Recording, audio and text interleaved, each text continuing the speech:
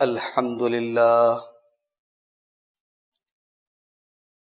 نحمده ونستعينه ونستغفره ونعوذ بالله من شرور أنفسنا ومن سيئات أعمالنا من يهده الله فلا مضل له ومن يضلل فلا هادي له وأشهد أن لا إله إلا الله وحده لا شريك له وأشهد أن محمدا عبده ورسوله يا أيها الذين آمنوا اتقوا الله حق تقاته ولا تموتن إلا وأنتم مسلمون يا أيها الناس اتقوا ربكم الذي خلقكم من نفس واحدة وخلق منها زوجها وبث منهما رجالا كثيرا ونساء واتقوا الله الذي تساءلون به والأرحام إن الله كان عليكم رقيبا يا أيها الذين آمنوا اتقوا الله وقولوا قولا سديدا يصلح لكم أعمالكم ويغفر لكم ذنوبكم ومن يطع الله ورسوله فقد فاز فوزا عظيما أما بعد فإن خير الحديث كتاب الله وخير الهدي هدي محمد صلى الله عليه وسلم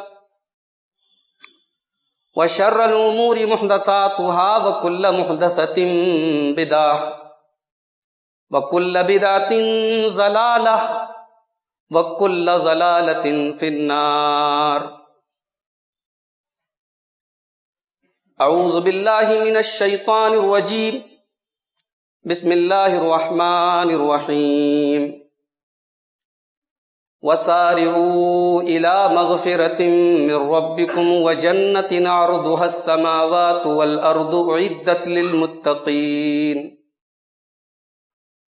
الذين ينفقون في السراء والضراء والكاظمين الغيظ والعافين عن الناس والله يحب المحسنين والذين إذا فعلوا فاحشة أو ظلموا أنفسهم ذكروا الله فاستغفروا لذنوبهم ومن يغفر الذنوب إلا الله ولم يصروا على ما فعلوا وهم يعلمون أولئك جزاؤهم مغفرة من ربهم وجنات تجري من تحتها الأنهار خالدين فيها ونعم أجر العاملين. معزز علماء کرام، محترم بزرگوں، نوجوان ساتھیوں، پردہ نشین ماں اور بہنوں، پیارے بچوں،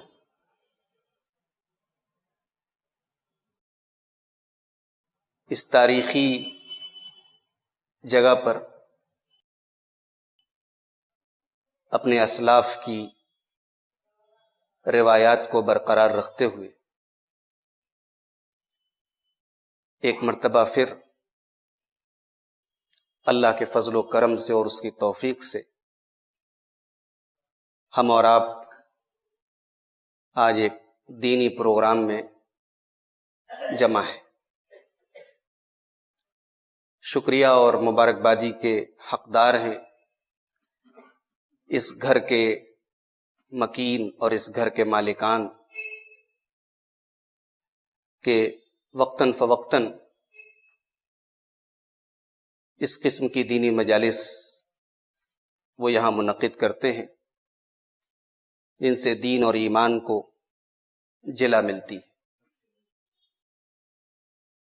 رب العالمین ہماری اس حاضری کو قبول فرمائے اور جو باتیں مقررین کی زبان سے بیان کی جائیں اللہ تعالیٰ کہنے والوں کو، سننے والوں کو، سب کو عمل کی توفیق عطا فرمائے۔ عزیزان گرامی، خطبہ مسنونہ کے بعد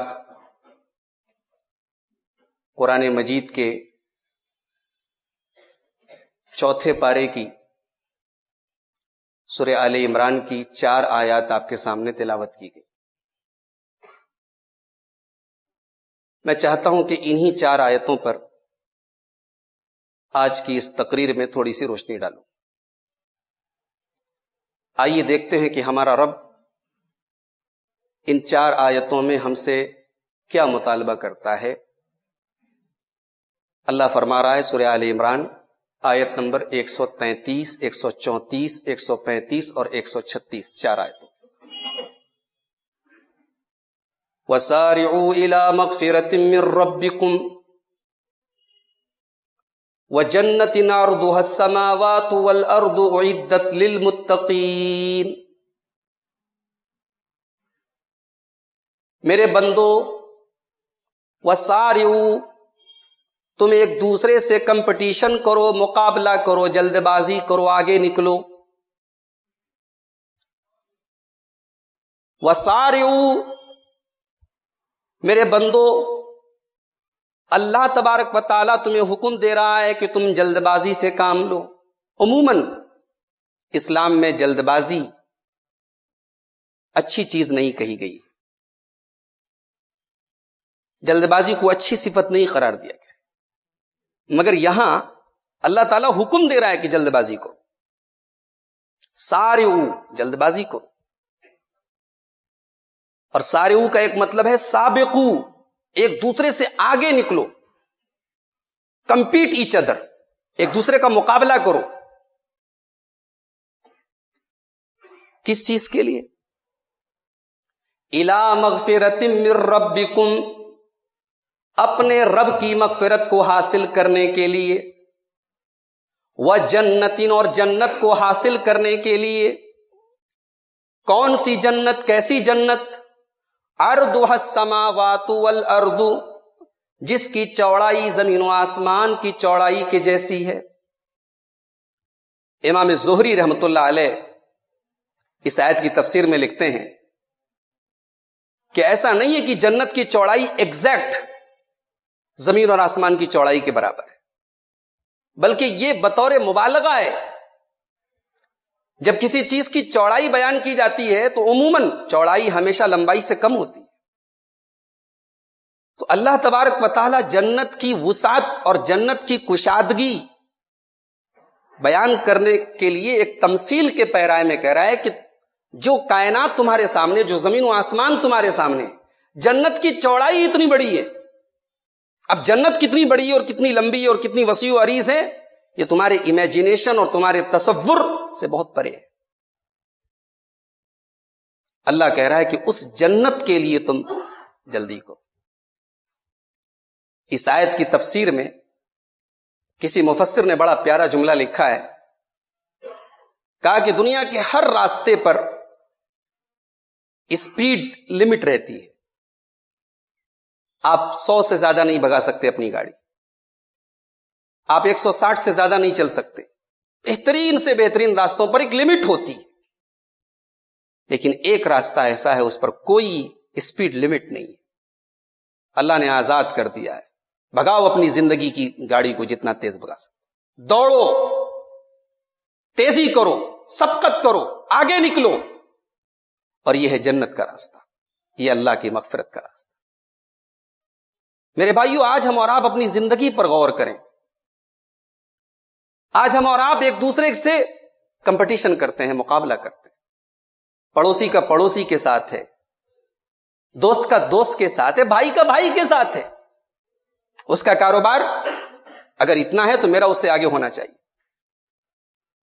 اس کے پاس 2 مکان ہے، میرے پاس 4 ہونے چاہیے، وہ لکھ پتی ہے، میں کروڑ پتی بن کے دکھاؤں گا۔ یہ بھاونا ہے، اور دیکھا جائے تو یہ بھاونا کچھ غلط نہیں ہے اگر جائز طریقے سے کیا جائے، مگر یہاں جو کمپٹیشن کی بات ہو رہی ہے وہ مکان بنانے کا کمپٹیشن نہیں ہے، وہ بزنس کو آگے لے جانے کا کمپٹیشن نہیں ہے، وہ دنیا کی ترقی حاصل کرنے کا کمپٹیشن نہیں.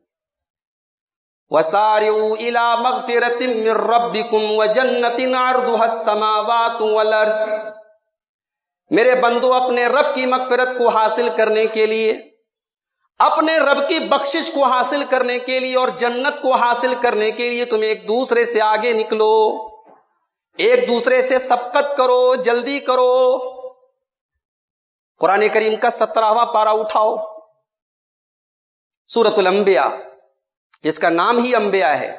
اللہ نے بہت سارے نبیوں کے واقعات بیان کیے. ابراہیم علیہ السلام، موسیٰ علیہ السلام، عیسیٰ علیہ السلام، ایوب علیہ السلام، مختلف نبیوں کا ذکر کیا اللہ نے. اور آخر میں اللہ تعالیٰ نے ان تمام نبیوں کی ایک کوالٹی کو ریمارک کیا.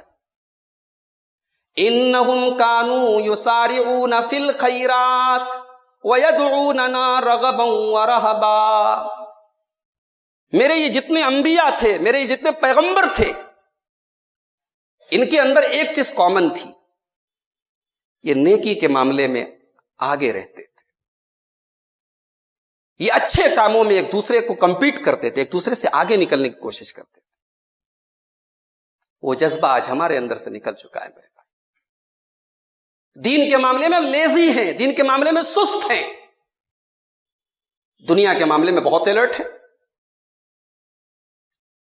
آج کا ہمارا نوجوان، اس کے پاس اپنے رشتہ دار کے جنازے میں جانے کا ٹائم نہیں، اپنے مریض بیمار رشتہ دار کی عیادت کا ٹائم نہیں، رشتہ دار دور کی بات ہے، اپنے باپ سے بات کرنے کا ٹائم نہیں، اپنی ماں کے پاس 5 منٹ بیٹھنے کا ٹائم نہیں. بزی شیڈیول ہے، بزی لائف. انسان کی زندگی فاسٹ ہو چکی ہے، مگر اس بزی لائف میں، اس مشغول زندگی میں جب مسئلہ دین کا آتا ہے، جب مسئلہ نماز کا آتا ہے، جب مسئلہ اللہ کے دین کا آتا ہے، ہم کہتے ہیں ہاں یار دیکھا جائے گا، ٹھیک ہے کر لیں گے، نماز کی بات ہے شروع کر دیں گے انشاءاللہ. ہم ٹالتے ہیں، ہم کل کی بات کرتے. کون سا کل؟ وہ کل جس نے جو کسی نے نہیں دیکھا. انسان کی زندگی کی کتنی گارنٹی ہے میرے بھائی؟ ایک چھوٹا سا وائرس آج پوری دنیا کو پریشان کیے ہوئے، جو انسان اپنی آنکھوں سے دیکھ نہیں سکتا. اس وائرس نے آج پوری دنیا میں تہلکہ مچا کے رکھا ہے. فلائٹیں کینسل ہیں، ملک کے ملک پریشان ہیں، بڑے بڑے ٹیکنالوجی اور بڑے بڑے ترقی یافتہ ملک پریشان ہیں. ہمارے ملک میں وہ وبا آ چکی. اللہ ہم سب کی حفاظت فرمائے. اللہ تعالیٰ اپنی قدرت کا ایک اظہار کر رہا ہے کہ میرے بندو، ہماری قدرت کے آگے تمہاری حیثیت کیا ہے؟ اور تم پھر بھی ہماری طرف رجوع نہیں کرتے، تم ٹالتے ہو، تم کل کی بات کرتے ہو. دین کا کام آتا ہے ہم کل پر ٹالتے ہیں، دنیا کا کام آتا ہے ہم کل کا آج کرتے ہیں. ہمارا مزاج ہے کہ کل کا کام آج کرو، آج کا کام ابھی کرو، اور دین کا کام ہے ٹال دیتے ہیں. یہ ٹالنا بھی شیطان کی بہت بڑی چال ہے میرے پیارے ساتھی. حضرت یوسف علیہ السلام کا واقعہ قرآن کریم میں آپ جانتے ہیں بہت تفصیل سے بیان کیا گیا سورہ یوسف کے اندر. کبھی موقع ملے تو پوری سورہ یوسف کا مطالعہ کیجئے، بڑی نصیحتیں اس کے اندر. حضرت یوسف علیہ السلام اپنے تمام بھائیوں میں بڑے خوبصورت تھے، اور مفسرین نے لکھا ہے کہ ان کے 10 بھائی الگ ماں سے تھے، اور حضرت یوسف اور ان کے بھائی بنیامین یہ الگ ماں سے تھے. اور حضرت یعقوب علیہ السلام حضرت یوسف سے اور ان کے بھائی بنیامین سے جتنی محبت کرتے تھے باقی 10 بھائیوں سے نہیں کرتے. بعض علماء نے اس پر ایک کمنٹ کرتے ہوئے، تبصرہ کرتے ہوئے لکھا ہے کہ یہ تو ممکن ہے کہ باپ کے دل میں کسی اولاد کی محبت زیادہ ہو، کسی کی کم ہو، مگر باپ کو ظاہر نہیں کرنا چاہیے اپنے کسی بیہیویئر سے، اپنے کسی سلوک سے. ظاہر کرے گا تو بچوں میں حسد پیدا ہوگا. دل کا معاملہ الگ ہے. اللہ کے پیارے نبی اپنی تمام بیویوں کو برابر برابر ٹائم دیتے تھے. آپ نے باری مقرر کی تھی، لیکن آپ اللہ سے دعا کرتے تھے کہ اے اللہ، یہ وہ تقسیم ہے جو میرے کنٹرول میں تھی، اور ایک وہ تقسیم ہے جو میرے کنٹرول میں نہیں ہے. اے اللہ اس پر تو میری پکڑ مت کرنا. دل کا عجیب معاملہ ہے. ہو سکتا ہے ایک انسان کو اپنے چھوٹے بیٹے سے جو محبت ہو بڑے سے نہ ہو، لیکن یہ محبت ظاہر نہیں ہونی چاہیے. بڑے بیٹے کو یہ لگنا نہیں چاہیے کہ میرا باپ مجھے نہیں چھوٹے کو زیادہ چاہتا ہے. اگر یہ لگا تو بھائیوں کے بیچ میں حسد پیدا ہو سکتا ہے. حضرت یعقوب علیہ السلام حضرت یوسف سے جو محبت کرتے تھے وہ محبت کلیئر واضح تھی. اب بھائیوں کے دل میں حسد کی آگ پیدا ہوئی. اب بھائیوں نے میٹنگ کی اور میٹنگ میں کہا اقتلوا یوسف. اس مسئلے کا ایک ہی حل ہے کہ نہ رہے گا بانس نہ بجے گی بانسری. یوسف کو ختم کر دو. کل دا یوسف, مرڈر دا یوسف. یوسف کو مار ڈالو, اپنے سگے بھائی کو, اپنے باپ کی اولاد کو مار ڈالو.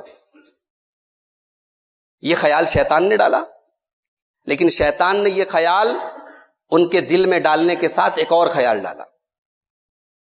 یخلو لکم وجہ ابیکم وتکونوا من بعدہ قوما صالحین. کہا کہ یوسف کو مار ڈالو. اب جب یوسف نہیں رہے گا تو باپ کی محبت صرف ہمیں ملے گی, اور جہاں تک یہ کام تو بہت غلط ہے تو کوئی بات نہیں, آج قتل کر دیتے ہیں, کل توبہ کر لیں گے. دیکھیے یہ شیطان ڈالتا ہے. غلط کام کرنے کے ٹائم کبھی کبھی شیطان یہ بھی دماغ میں ڈالتا ہے, ارے یار کر لو, پھر توبہ کر لیا جائے گا, بعد میں سدھر جائیں گے, توبہ کر لیں گے. کل کس نے دیکھا ہے؟ تم جس کل پر اپنی توبہ کو ٹال رہے ہو, جس کل پر اپنی نماز کو ٹال رہے ہو, جس کل پر اپنے گناہ کو ٹال رہے ہو, گناہ نہیں چھوڑ رہے ہو, وہ کل کس نے دیکھا ہے؟ اسی مدن پورہ کے کوئی صاحب تھے, بنگلور سے 300 کلومیٹر کی دوری پر ایک جگہ ہے شیموگا. ایک مرتبہ میرا سفر ہوا, شیموگا جانے کا اتفاق ہوا. میں نام نہیں جانتا ہوں ان صاحب کا, ہے مدن پورہ کے ہی. لوگوں نے مجھے بتایا کہ آپ کے بنارس کے مدن پورہ کے ایک صاحب یہاں بزنس ٹرپ پر آتے تھے. ہوٹل کے کمرے میں آئے, ہوٹل بک کیا, کمرے میں گئے اور نہاتے ہوئے باتھ روم میں ان کو ہارٹ اٹیک ہوا, انتقال ہو گیا. ہوٹل کے ورکرز کو تب پتا لگا جب باتھ روم کے نل سے بہتے بہتے پانی کمرے میں بھر گیا, اور دروازہ کھٹکھٹانے کے باوجود نہیں کھل رہا تھا. دروازہ توڑ کے جب اندر گئے تو ڈیڈ باڈی پڑی تھی. انسان کی زندگی کی کیا گارنٹی ہے میرے بھائی؟ انسان اللہ کے دین کے کام کو کل پہ ڈالتا ہے.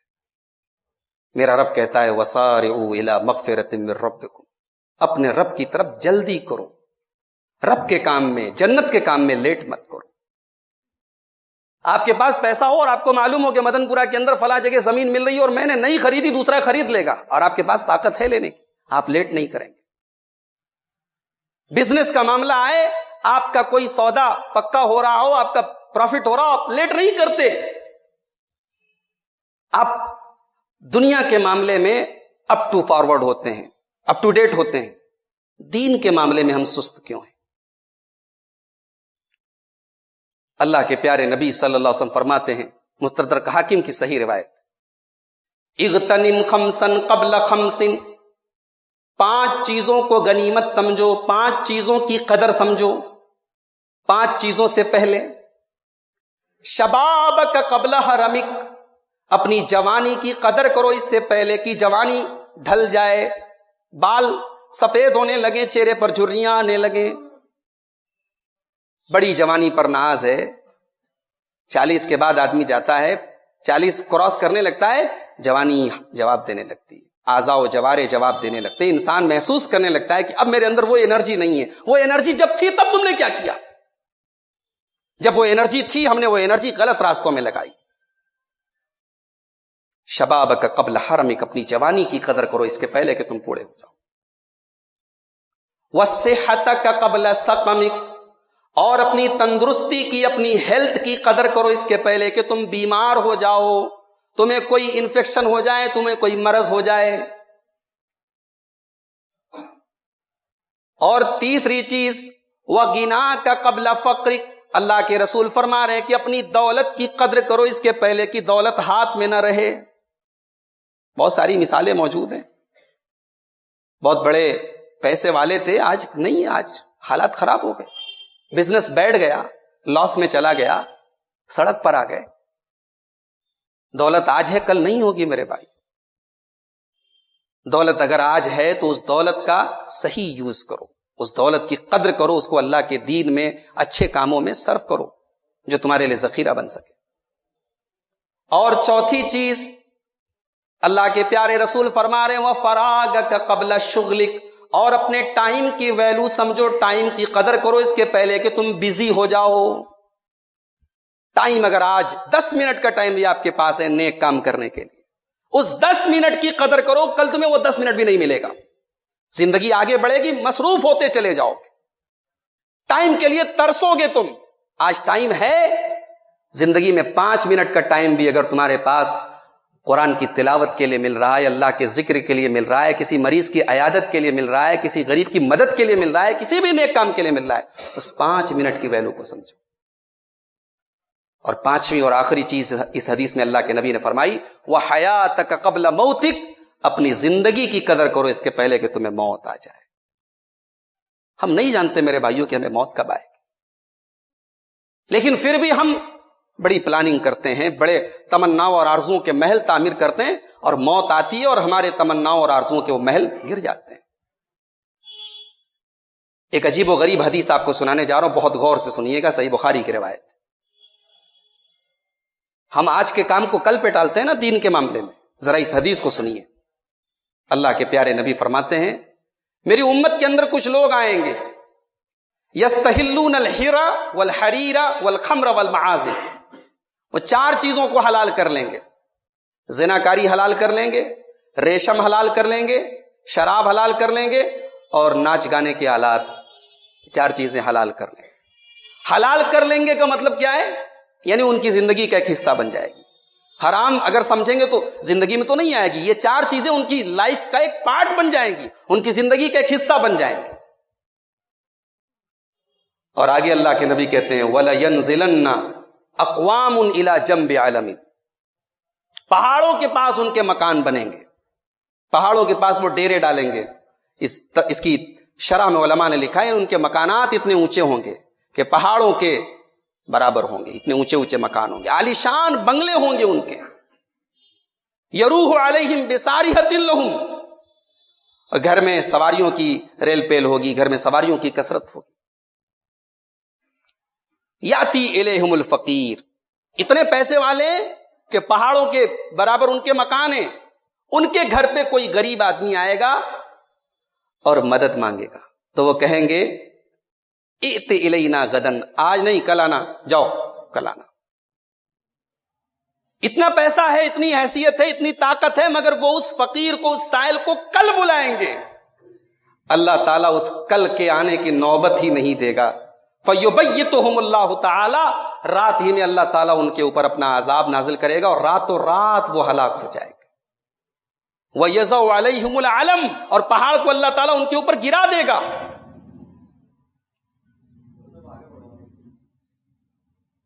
وَيَمْسَخُ آخَرِينَ مِنْهُمْ قِرَدَةَ وَخَنَازِيرَ، اور رب العالمین انہیں سور اور بندر کے جیسا بنا دے گا، ان کی شکلیں سور اور بندر کے جیسی ہو جائیں گی.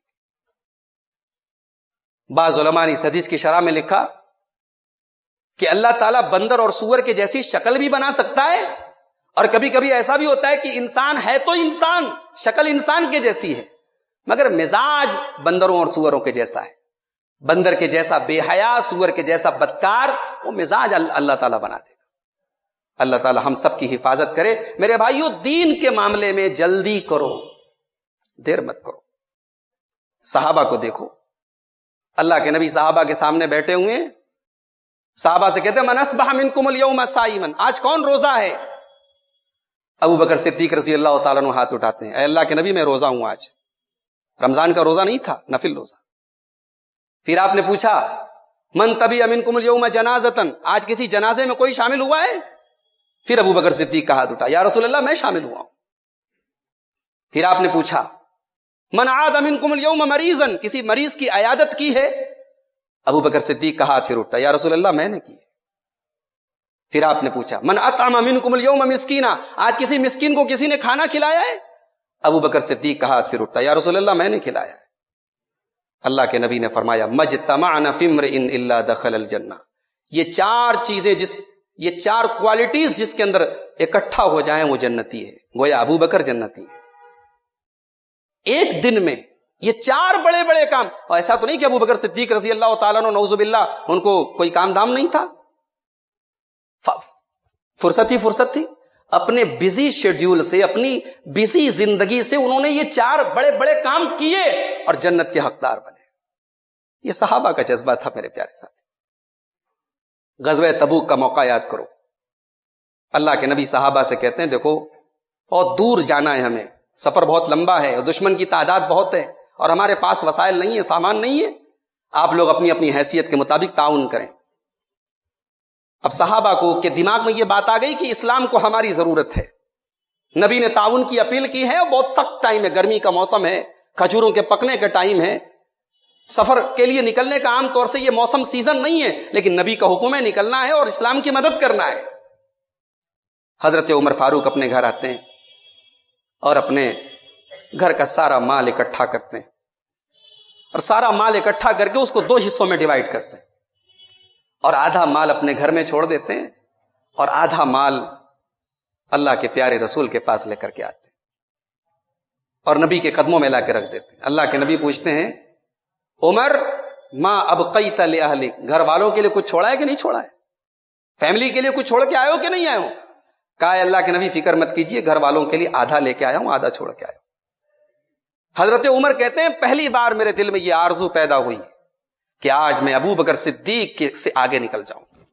کمپٹیشن ہے صحابہ میں, مگر وہ کمپٹیشن اس میں نہیں ہے. اس کا مکان 1 منزل کا ہے تو میرا 2 منزل کا ہو جائے, اس کا بزنس یہاں ہے تو میرا وہاں پہنچ جائے. کمپٹیشن ہے جنت کے لیے. عمر فاروق کہہ رہے پہلی بار میرے دل میں آرزو پیدا ہوئی کہ آج صدیق اکبر سے, ابو بکر صدیق سے میں آگے نکل جاؤں گا. تھوڑی دیر کے بعد حضرت ابو بکر صدیق رضی اللہ تعالیٰ عنہ اللہ کے رسول کے پاس آتے ہیں اور اپنے گھر کا مال لے کر کے, سامان لے کر کے لا کے رکھ دیتے ہیں.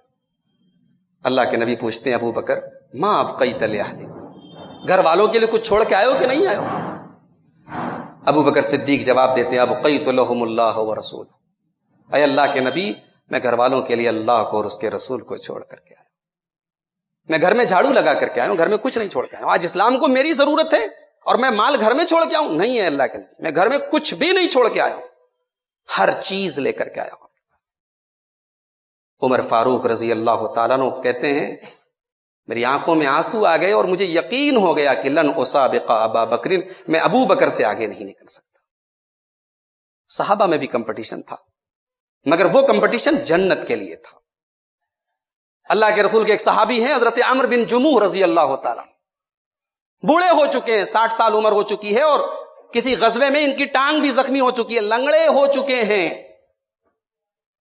اللہ کے نبی کی طرف سے اعلان ہوا فلاں غزوے میں جانا ہے. حضرت عمرو بن جموح اپنے بچوں کو بلاتے ہیں, کہتے دیکھو اس لڑائی میں, اس غزوے میں بھی جاؤں گا.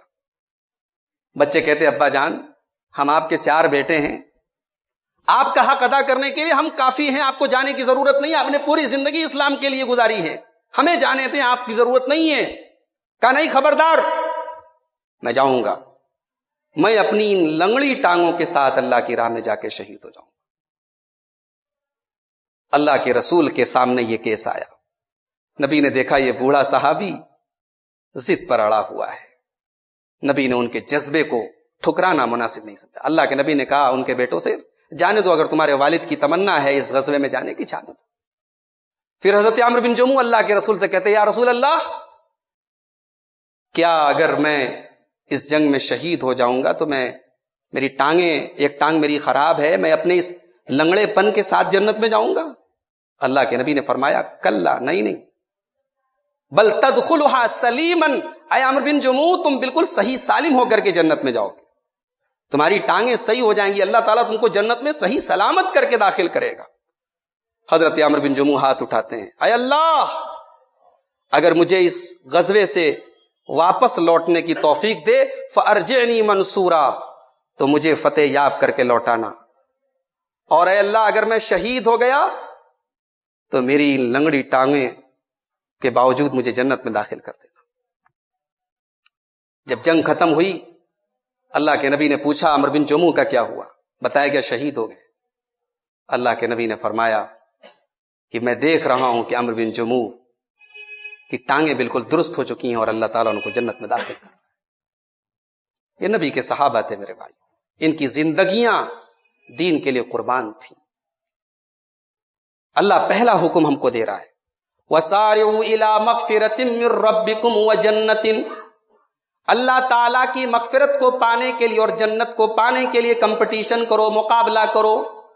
عرضها السماوات والارض، جس کی چوڑائی زمین و آسمان کے برابر ہے. اعدت للمتقین، اور جو جنت متقیوں کے لیے تیار کر دی گئی ہے.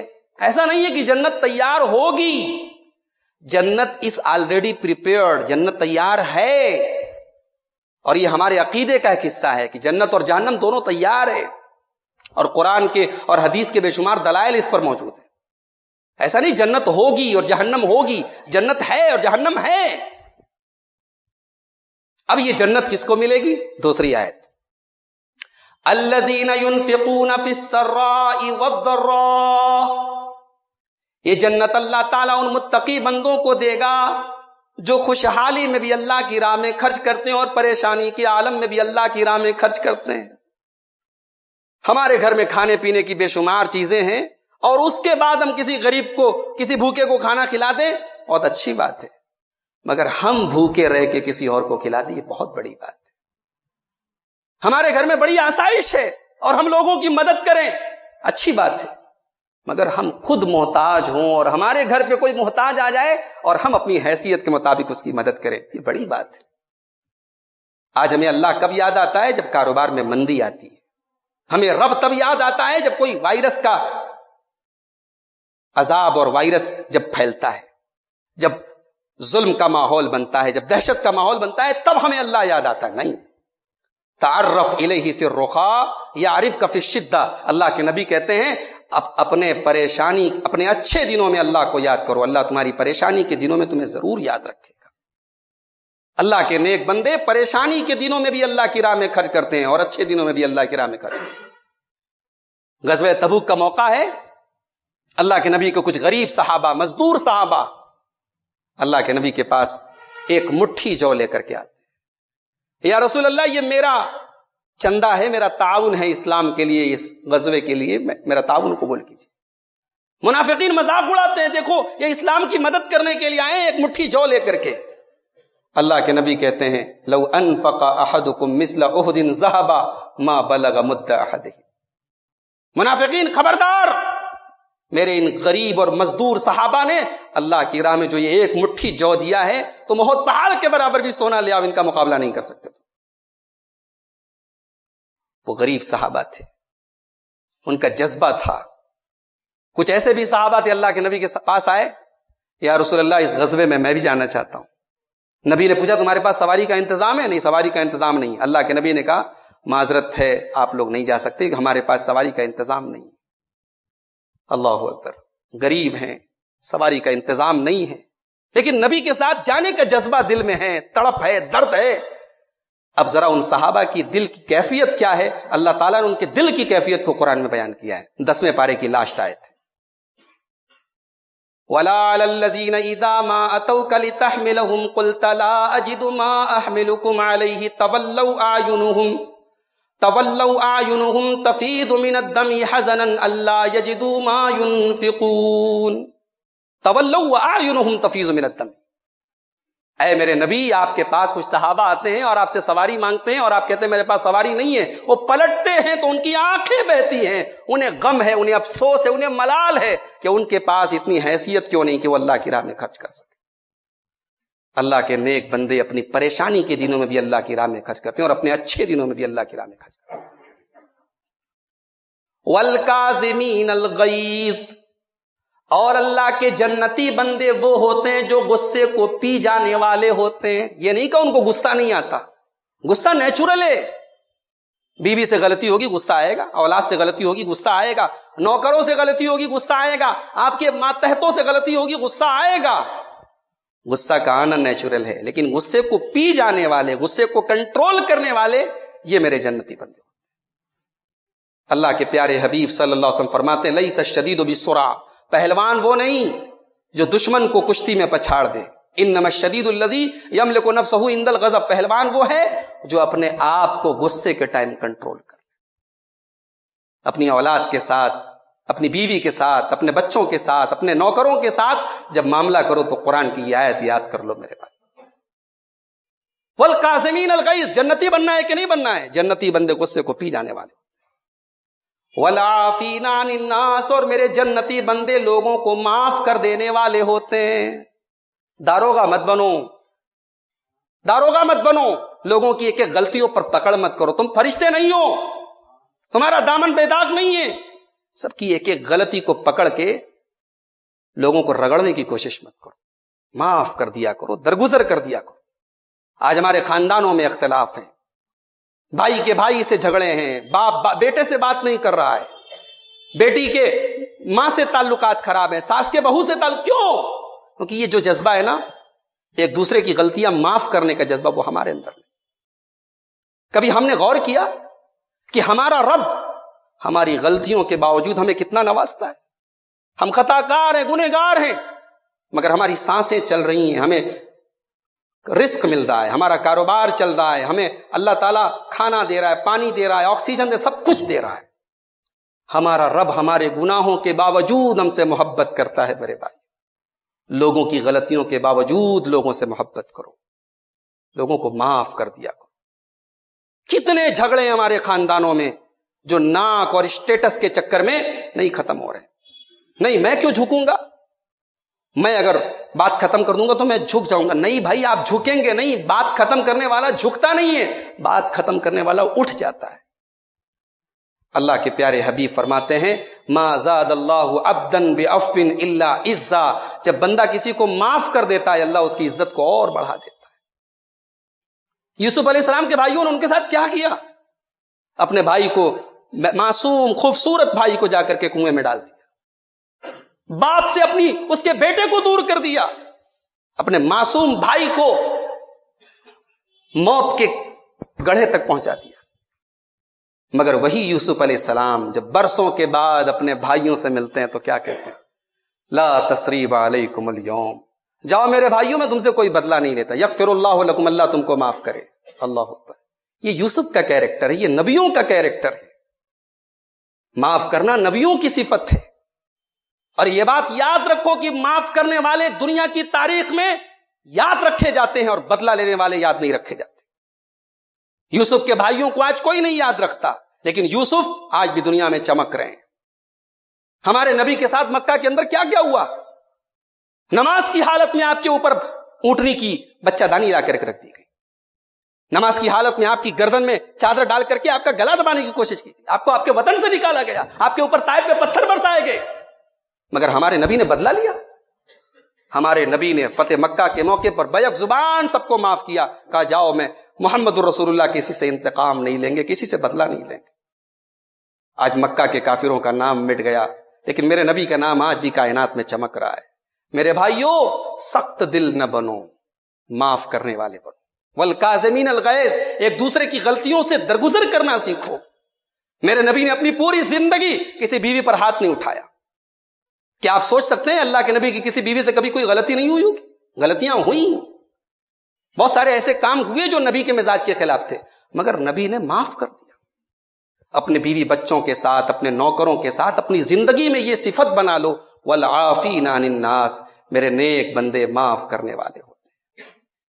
واللہ یحب المحسنین، اور اللہ کہہ رہا ہے کہ میں محبت کرتا ہوں احسان کرنے والوں سے. احسان کا مطلب یہی نہیں ہوتا ہے کہ آپ کسی کی مدد کرتے.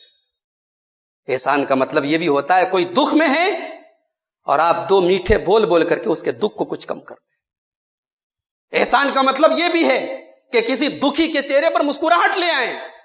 آپ کی ایک مسکراہٹ، آپ کی ایک اچھی بات احسان ہے لوگوں کے اوپر. اللہ احسان کرنے والوں کو پسند کرتا ہے. مسلمان کی زندگی احسان والی زندگی ہونی چاہیے. مسلمان کی زندگی سے لوگوں کو فائدہ ہونا چاہیے. آج ہم سب کو غور کرنا چاہیے ہماری زندگی سے لوگوں کو فائدہ ہو رہا ہے کہ نہیں ہو رہا ہے. اگر نہیں ہو رہا ہے تو بھائی آپ کی زندگی ٹھیک ہے، آپ اپنے پریوار کے لیے بہت اچھے، اپنے بچوں کے لیے بہت اچھے، کھا رہے ہیں، کما رہے ہیں، بہت اچھا بزنس ہے، مگر اسلام کی نظر میں آپ ایک اچھے مسلمان نہیں، آپ اللہ کے محبوب بندے نہیں ہیں. اللہ کے محبوب بندے وہ ہیں جو لوگوں پر احسان کرتے ہیں. واللہ یحب المحسنین، اللہ احسان کرنے والوں کو پسند کرتا ہے. 2 آیتیں ہو گئی. تیسری آیت، والذین اذا فعلوا فاحشۃ او ظلموا انفسهم ذکروا اللہ، اور میرے متقی بندوں کی ایک صفت یہ بھی ہے کہ جب ان سے کوئی گندا کام ہو جائے، غور کیجئے گا، متقی لوگوں کی بات ہو رہی ہے اور اللہ یہ بھی کہہ رہا ہے کوئی گندا کام ہو جائے، غلط کام ہو جانا یہ تقویٰ کے خلاف نہیں ہے، بات یاد رکھیں، آپ انسان ہیں، غلط کام ہو سکتا ہے۔ متقی وہ نہیں ہے جس کے دامن پہ کبھی کوئی داغ نہ ہو، متقی وہ نہیں جس نے کبھی کوئی گناہ نہ کیا ہو، متقی وہ ہے جو اپنے گناہ پر ڈٹا نہ رہا ہو، جسے غلطیاں ہوئی ہوں اور اس نے اللہ کے سامنے توبہ کر لی۔ والذین اذا فعلوا فاحشۃ، میرے متقی بندوں سے جب کوئی گندا کام ہو جائے، کوئی غلط کام ہو جائے، او ظلموا انفسہم، یا اپنی جان کے اوپر ظلم کر لیں، اللہ اکبر۔ ایک ظلم وہ ہوتا ہے جو کسی کو تھپڑ مار کے ہم کرتے ہیں، ایک ظلم وہ ہوتا ہے جو کسی کا مال ہڑپ کے ہم کرتے ہیں، اور ایک ظلم وہ ہوتا ہے جو ہم اپنے اوپر کرتے ہیں۔ ہر گناہ، ہر غلط کام ہمارا اپنے اوپر ظلم ہے میرے بھائیو، اور ہمارے باپ آدم نے جو دعا ہمیں سکھائی ہے اس دعا کے اندر میں یہی تعلیم دی، ربنا ظلمنا انفسنا، اے ہمارے رب ہم نے گناہ کر کے اپنے اوپر ظلم کیا۔ دنیا کا سب سے بڑا ظلم یہی ہے کہ آدمی اپنے اوپر ظلم کرے۔ میرے متقی بندے جب اپنے اوپر کوئی ظلم کرتے ہیں، جب کوئی پاپ، کوئی غلطی، کوئی گناہ ان سے ہو جاتا ہے، تب وہ کیا کرتے ہیں؟ ذکر اللہ، ان کو اللہ یاد آتا ہے۔ جب تک آپ کو غلط کام کرنے کے ٹائم اللہ یاد آ رہا ہے، آپ کا ضمیر بیدار ہے، تب تک آپ کا دل زندہ ہے، دل کے اندر زندگی ہے۔ جس دن گناہ کرنے کے ٹائم یہ احساس بھی ختم ہو جائے، سمجھ جاؤ کہ دل کی موت واقع ہو چکی، دل ایکسپائر ہو چکا، دل ڈیڈ ہو چکا ہے۔ جرم کرنے کے بعد جرم کا احساس اگر دل میں ہے تو سمجھ جاؤ کہ دل کے اندر توبہ کی گنجائش موجود ہے۔ میرے متقی بندے جب کوئی غلط کام کرتے ہیں اللہ کو یاد کرتے ہیں، فاستغفروا لذنوبہم، اور اپنے گناہوں سے معافی مانگتے ہیں، اپنے گناہوں کی معافی مانگتے ہیں۔ اس کے بعد اللہ نے کوسچن کیا، ایک سوال کیا، وَمَن يَغْفِرُ الذُّنُوبَ إِلَّا اللَّهُ، میرے گنہگار بندو کہاں جا رہے ہو؟ ہے کیا کوئی اللہ کے علاوہ جو تمہارے گناہوں کو معاف کر سکتا؟ کوئی نہیں۔ گناہ کیا ہے تو گناہ کو معاف کرنے والا اللہ ہی ہے۔ وَمَن يَغْفِرُ الذُّنُوبَ إِلَّا اللَّهُ، کون ہے اللہ کے علاوہ جو تمہارے گناہوں کو معاف کرے؟ اس آیت کی تفسیر میں حضرت عبداللہ ابن مسعود کہتے ہیں کہ دنیا کے سارے گنہگاروں کے لیے قرآن کی یہ آیت دنیا وما فیہا سے بڑھ کر کے دنیا کی سب سے قیمتی نعمت ہے قرآن کی آیت۔ گنہگاروں کے لیے اس سے بڑی کوئی نعمت نہیں۔ تمام گنہگاروں کو آس دلاتی ہے یہ آیت، امید دلاتی ہے یہ آیت کہ آؤ تمہارا رب تمہیں معاف کرنے کے لیے تیار ہے۔ آج ہمیں ہمارا رب یاد نہیں آتا ہے۔ آج ابھی بورڈ کے ایگزام ہو رہے تھے، کیمرے لگے ہوئے تھے، ہم نے دیکھا کہ تمام اسٹوڈنٹ اور تمام گائیڈنگ کرنے والے ٹیچرز بہت محتاط ہیں، بہت الرٹ ہیں کہ نہیں جناب ریکارڈنگ ہو رہی ہے، کیمرہ چل رہا ہے، نقل کریں گے پکڑ لیے جائیں گے، ریکارڈنگ میں آ جائے گا ہمارا۔ دنیا کے معمولی کیمروں کی ریکارڈنگ سے ہم کتنا ڈرتے ہیں، کیونکہ ہمیں احساس ہے کہ یہ ریکارڈنگ ہمیں گرفتار کرا سکتی ہے، ہماری پکڑ کروا سکتی ہے۔ ہمیں اپنے رب کے کیمرے کا ڈر کیوں نہیں؟ سورہ حامیم السجدہ کی آیتیں دیکھیے، حتی اذا ما جاؤوها شہد علیہم سمعہم وابصارہم وجلودہم بما کانوا یعملون، قیامت کے دن تمہارے کان گواہی دیں گے، تمہارا کان کیمرہ ہے، تمہاری آنکھیں کیمرہ ہے، اور تمہاری اسکن، تمہارے بدن کے چمڑے کیمرے کا کام کر رہے ہیں، سب ریکارڈ کر رہے ہیں۔ تمہاری اسکن بولے گی تم نے جو غلط کام کیا، تمہارے کان بولیں گے تم نے کیا کیا سنا ہے، تمہاری آنکھیں بولیں گی تم نے کیا کیا دیکھا ہے۔ وَقَالُوا لِجُلُودِهِمْ لِمَ شَهِدتُّمْ عَلَيْنَا قَالُوا أَنطَقَنَا اللَّهُ الَّذِي أَنطَقَ كُلَّ شَيْءٍ، قیامت کے دن انسان اپنے چمڑے سے کہے گا، اپنی اسکن سے کہے گا، ارے تو کیوں بول رہی ہے، تیرے اندر بولنے کی چھمتا کہاں سے آ گئی؟ تو انسان کی چمڑی کہے گی جو اللہ سب کو بولنا سکھاتا ہے اس نے ہم کو آج بولنا سکھایا۔ میرے بھائیوں، اس ریکارڈنگ کا ڈر ہمارے اندر کب پیدا ہوگا؟ اور آگے اللہ نے ایک سوال کیا ہے، وَمَا كُنْتُمْ تَسْتَتِرُونَ أَن يَشْهَدَ عَلَيْكُمْ سَمْعُكُمْ وَلَا أَبْصَارُكُمْ وَلَا جُلُودُكُمْ وَلَكِنْ ظَنَنْتُمْ أَنَّ اللَّهَ لَا يَعْلَمُ كَثِيرًا مِّمَّا تَعْمَلُونَ، کہا میرے بندو تمہیں ڈر ہی نہیں لگتا، کیونکہ تمہیں یہ احساس ہی نہیں ہے کہ تمہارے کان گواہی دیں گے، تمہاری آنکھیں گواہی دیں گی، تمہارے چمڑے گواہی دیں گے. اگر یہ احساس ہوتا تو تم اس طریقے سے کھلم کھلا اللہ کی بغاوت نہ کرتے، اللہ کے منع کیے ہوئے کام نہ کرتے، غلط کام نہ کرتے. تم نے یہ سمجھا کہ اللہ کو تمہارے اعمال کی خبر ہی نہیں ہے. وَذَلِكُمْ ظَنُّكُمُ الَّذِي ظَنَنْتُمْ بِرَبِّكُمْ أَرْدَاكُمْ، اور یہی گمان تمہیں قیامت کے دن برباد کرے گا. اللہ کو سب خبر ہے میرے بھائیو، اللہ کا کیمرہ کبھی آف ہونے والا نہیں، اللہ کی ریکارڈنگ کبھی آف ہونے والی. دنیا کی ریکارڈنگ سے ہم ڈرتے ہیں اور اللہ کی ریکارڈنگ سے بے خبر ہیں. اللہ وہی بات کہہ رہا ہے، میرے متقی بندے ہماری ریکارڈنگ سے بے خبر نہیں رہتے، انہیں اللہ یاد آتا ہے، اور جب اللہ یاد آتا ہے وہ اللہ سے معافی مانگ لیتے ہیں. وَلَمْ يُصِرُّوا عَلَى مَا فَعَلُوا وَهُمْ يَعْلَمُونَ، وہ غلط کام کرنے کے بعد اس پر جمے نہیں رہتے، ڈٹے نہیں رہتے. غلط کام اگر ہو جائے توبہ کر لیتے ہیں. آج الٹا زمانہ ہے، آج انسان غلط کام کرتا ہے پھر غلط کام کی دلیلیں تلاش کرتا ہے کہ میرا غلط کام کیسے صحیح ثابت ہو جائے. اس کو جب بتایا جائے کہ آپ کا کام غلط ہے وہ بحث کرتا ہے. ابھی آپ کو معلوم ہوا ہوگا ہمارے پڑوسی ملک سے جس طریقے کی خبریں آ رہی ہیں، خواتین مسلمان عورتیں اعلان کر رہی میرا جسم میری مرضی، میں جو چاہے کپڑا پہنوں، جس کے ساتھ چاہوں جاؤں، میرا جسم ہے میری مرضی. یہ ایک مسلمان عورت کہہ رہی ہے. الا لہ الخلق والامر، تیرا جسم اور تیری مرضی نہیں، تیرا جسم بھی اللہ کا ہے اور مرضی بھی اللہ کی چلے گی. یہ مزاج غلط ہے، مائی باڈی مائی چوائس، اسلام کے خلاف ہے، اللہ کے قانون کے خلاف. آپ کی باڈی، آپ کا جسم اللہ کا ہے، اس پر مرضی اللہ کی چلے گی. اور گمراہ ہیں وہ عورتیں، اور اللہ کے عذاب اور اللہ کی ناراضگی کی حقدار ہیں وہ خواتین، ہماری وہ بہنیں جو نادانی میں آ کر اور مغرب کے پروپیگنڈے کا شکار ہو کر کے کہہ رہی میرا جسم میری مرضی. تو اللہ کہہ رہا ہے کہ میرے متقی بندے وہ ہیں جو اپنے گناہوں پر ڈٹے نہیں رہتے. تو یہ اتنی کوالٹیز اگر پیدا ہو جائیں تو اللہ تعالیٰ ان کو بدلے میں کیا دے گا؟ اولئک جزاؤہم مغفرۃ من ربہم وجنات تجری من تحتہا الانہار. اتنی کوالٹیز آپ اپنے اندر پیدا کر لیں. کون کون سی کوالٹیز میں نے بیان کی؟ پہلی کوالٹی متقی بن جائیں. پھر متقی کے اندر ایک صفت یہ ہوگی کہ وہ ہر حال میں اللہ کی راہ میں خرچ کرنے والا ہو، غصے کو پی جانے والا ہو، لوگوں کو معاف کر دینے والا ہو، احسان کرنے والا ہو. اور اسی طریقے سے اگر اس سے کوئی غلط کام ہو جائے تو اللہ سے توبہ کرنے والا ہو. اتنی کوالٹیز اگر ہمارے اندر پیدا ہو جائیں، اللہ تعالیٰ کہہ رہے ہیں ہم اپنی مغفرت بھی تم کو دیں گے اور جنت بھی تم کو دیں گے. میرے پیارے بھائیو، یہ سورہ آل عمران کی 4 آیتیں تھیں جن کی تفسیر مختصر طور پر میں نے آپ کے سامنے پیش کی ہے. آخر میں یہی کہوں گا کہ زندگی کی یہ جو ڈور ہے یہ کبھی بھی ٹوٹ سکتی ہے. میرے پیارے ساتھیو، اس زندگی میں اچھے کاموں کو کل پر مت ٹالو. اللہ نے قرآن میں فرمایا وَلْتَنْظُرْ نَفْسٌ مَا قَدَّمَتْ لِغَدٍ، کل کے لیے تم نے کیا تیار کیا وہ آج اس کی فکر کرو. کل کی کوئی گارنٹی نہیں ہے، کل کیا ہونے والا تمہیں معلوم بھی نہیں ہے. لہٰذا کل کی نہیں، آج کی فکر کرو کہ آج تمہارا عمل کیسا ہے، تمہارا ایمان کیسا ہے، تمہارا عقیدہ کیسا ہے. ایک حدیث سنا کے بعد ختم کرتا ہوں. اللہ کے پیارے نبی سے پوچھا گیا ایُّ الصدقۃ اعظم اجرا، اے اللہ کے نبی سب سے زیادہ اجر و ثواب کون سے صدقہ پر ملتا ہے؟